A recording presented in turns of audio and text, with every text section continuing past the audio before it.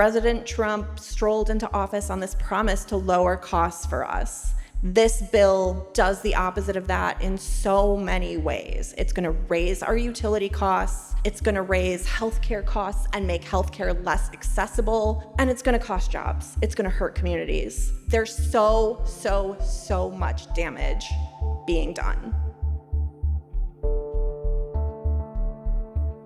Thanks everyone for being here today. On July 4th, Donald Trump signed into law the most anti-environmental bill in U.S. history. On top of cutting crucial tax credits and grants to fund our transition to clean energy to tackle climate change, he and Congress members like Derrick Van Orden supported cutting vulnerable people from Medicaid and SNAP food benefits. Republicans' budget bill isn't only kicking thousands of Wisconsinites off of their health care, gutting Medicaid and leaving our rural hospitals out to dry, but it's also jacking up energy costs for families and doing serious damage to our environment. Wisconsin families are footing the bill for huge tax breaks for the rich, paying more to cool or heat their homes, and getting their health care terminated.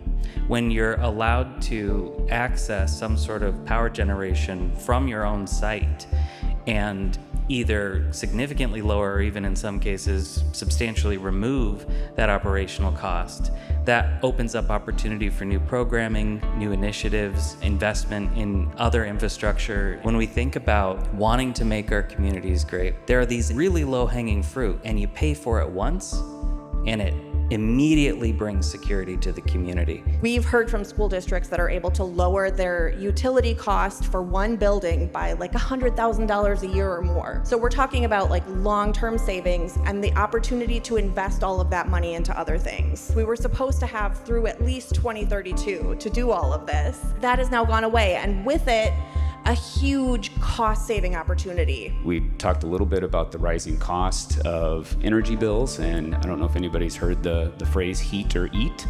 20% of American families are giving up food to stay warm because of these rising costs of energy bills. Shifting gears a little bit to the cuts to Medicaid. Some estimates close to 16 million Americans are gonna lose their coverage with a $1 trillion cut to Medicaid services. Those are our most vulnerable populations. There are children, people with disabilities, elderly folks. Roughly 30,000 rural Wisconsinites are gonna lose their coverage or be underinsured when these cuts take place. So these are some really big populations that are not gonna have the ability to access health care. Our estimate is over 2 million jobs might be at risk, and that's, just direct manufacturing jobs. When we look out a step further into the indirect economic impacts, the construction jobs to build those manufacturing facilities, the number gets even higher. So it's a really profound impact that hits a lot of different sectors of our economy. We're going to see a significant slowdown in our ability to hire new people and expand our business to the capacity that really we forecasted, just as much as 9 months ago.